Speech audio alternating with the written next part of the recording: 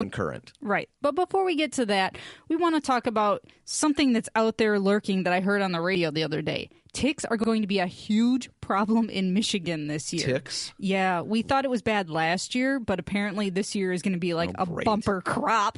That's the last thing I need. Yeah, I know. I don't do well with bugs as it is. Yeah, me neither, especially not this kind of bug. So we've got David Popp, District Manager of Rose Pest Solutions in Grand Rapids, in the studio with us, and he's going to go over all things tick-related. David, thanks for taking time to be here with us. You're welcome. Now, David, ticks are, kind of a big concern for me. I've got a large family, and we spend a lot of time outdoors. In fact, the other day, did I tell you this, Betsy, that my wife came in from working outside, and she noticed, there's a little spider on me.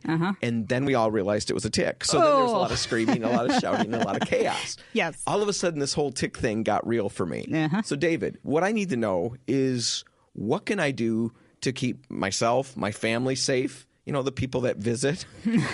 And what can our listeners do to keep themselves safe? We've got a great state here, and it's nice to be able to enjoy this state. We got a lot of trails and landscape to be able to see. The important thing is if you're going to be in an area that's known for ticks, like trails, for instance, if you're going down a trail, go right down the center. Don't try to go onto the edge of it, going into the brush or the grass. It's important to kind of stay in the middle of it because you can pick up the ticks just by doing that. If you're going to go deep into a trail, make sure that you're wearing long pants and that the pants are, as an example, inside boots, that kind of thing. Oh, really? Protect yourself in that regard. Ticks like to be in shaded areas where there's maybe a higher moisture content. So if you're going to be back in those areas, we'll wear the long pants and the boots. And you can always utilize an insect repellent like DEET. Okay, I am itchy right now. Well, I have to ask, your wife, where was she? Because there are not woods around your house. I mean, your house is not in a wooded area. So is this something that they're just in the bushes? I mean... They're gonna if and I don't know if you're mowing your lawn well, but that's one thing that you want to make sure you're doing is keep the grass down. I do a really good job. That's David. I don't know what you've heard. He mows at least once a week. We hear all about it. Sometimes twice, and then I like to complain about it. Yes. Ticks, like I said, they're going to be into a shaded area. Okay. They like the high brush because what they do is they actually put themselves on a tall piece of grass, and they kind of sprawl out their legs. And what happens is as you go by, or as a rodent goes by, or a deer, or anything like that, they'll attach themselves if you brush up next to them. So keeping that kind of thing down will help out. If you're living in an area where there's for instance, a lot of deer, the ticks are going to be there, especially the black-legged tick or deer tick. That's going to be around those areas. And that's the one of importance. That right now, there's 5 different types or different species of tick that are really prevalent in southwestern Michigan. You have the American dog tick. You have the black-legged or deer tick. The Lone Star tick, the woodchuck tick. That one sounds fun. The Lone Star. It's got a nice little white spot on it. It sounds really big. The Lone Star, yeah. So like Texas. And the brown dog tick. The black-legged or deer tick is the one that's carrying right now Lyme's disease. Okay. That's the one that's really of importance that people are really concerned about. But the American dog tick and a couple of the other ticks do carry Rocky Mountain spotted fever, and that's of concern as well. And that's not as fun as it sounds. These are all, I gotta say, I'm sorry, but they are really cool names. They're like country song names. They are really cool names, but they're really horrible things Rocky Mountain that they give you. Yeah, no, but how is that again? Rocky Mountain spotted fever. It's like something John Denver had, probably. So all of these things are really bad and very prevalent, even in our area. I mean, the black-legged tick is about 15% of the tick population. One thing I want to say too is that if you find a tick that's on your skin.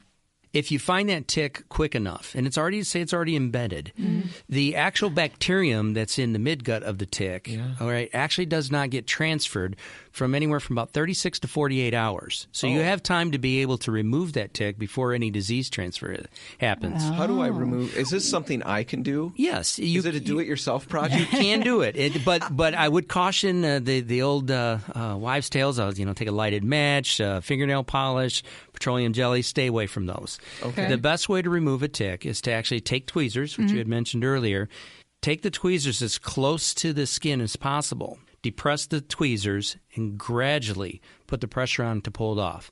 Now, if there's some mouth parts that are still in your skin, you're still okay because that comes from their midgut. So it's not going to be. Now, after you remove the tick, put some rubbing alcohol on it or peroxide.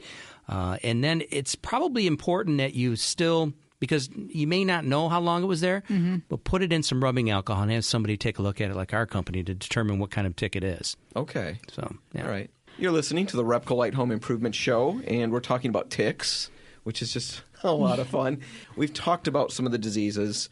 Let's talk about prevention. I mean, what are the things that I can do to protect, my home and my people? Well, one of the things that you can do is very, very important is to keep the grass always mowed. Gotcha. If you happen to live in an area where there's a field or woods, what you want to do is try to put like a tick-free zone. And I know that sounds kind of funny, but ticks don't like to be in an area where there's let's just say less moisture. So, for instance, if you were to put even a thing of mulch or rock out in an area, it's kind of a no-fly zone, if you will, or a no-tick zone. They don't want to cross over that to get to where there may be the swing sets and things like that. But if you can do that and keep leaf litter away because that holds moisture, and if you're in an area where a lot of rodents might be, or rabbits, or woodchucks, or deer, especially with deer. Keep that try to keep that away from the house by doing one of those tick-free zones, if you will. That helps out. Okay. Now, you're talking about all these things that you shouldn't have. What happens if you have all of those things and you can't do anything about it? Because my yard is very shaded, at least 3/4 of it, and there are deer and there are rabbits and every kind of critter imaginable. What do? I mean, I need to protect myself and my dog. No, you just give up, Betsy. You're done. You're toast.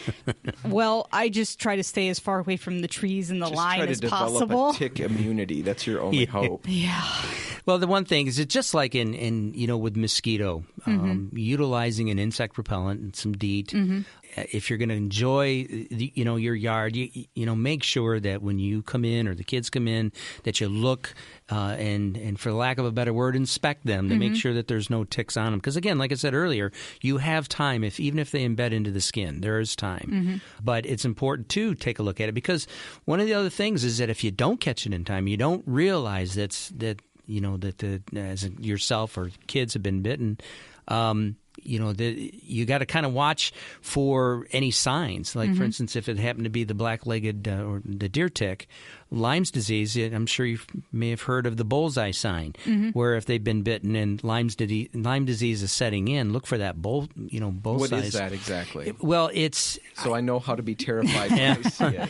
It's actually right where the tick had embedded itself. Is going to be a red rash, if you will, and then another one on the outside of it going all the way around. It looks like a bullseye. And that's an indicator that there is potentially Lyme's disease there. And please go to a doctor at that point. Do you offer some sort of service? I mean, is there a spray or something that you can do to maybe help so that I don't have this problem? Well, we'll treat. A lot of times what we'll do, too, is we'll do what we call as a tick drag. And what a tick drag is we'll actually take, and it kind of simulates you walking out there. Our guys actually go in and their pants are inside their boots and so forth. So they gear up. Oh, they gear up. And then they'll drag a cloth, and it's generally a white cloth, to go through the brush area to see. And ticks will attach themselves to this. We'll see if that's there, and then we'll do a insecticidal treatment along by where that brush line is to your house, to the lawn area. All right, David Popp from Rose Pest Solutions. If our listeners want to get in touch with you about any of the things you talked about, how do they do that? Well, certainly they can call us at our telephone number, which is 616-534-5493. Sure. They can reach us through our website, which is rosepestsolutions.com.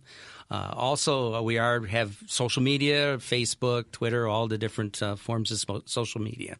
All right. So rosepestsolutions.com. That's how they get a hold of you. David Popp, thanks for being with us. Thank you.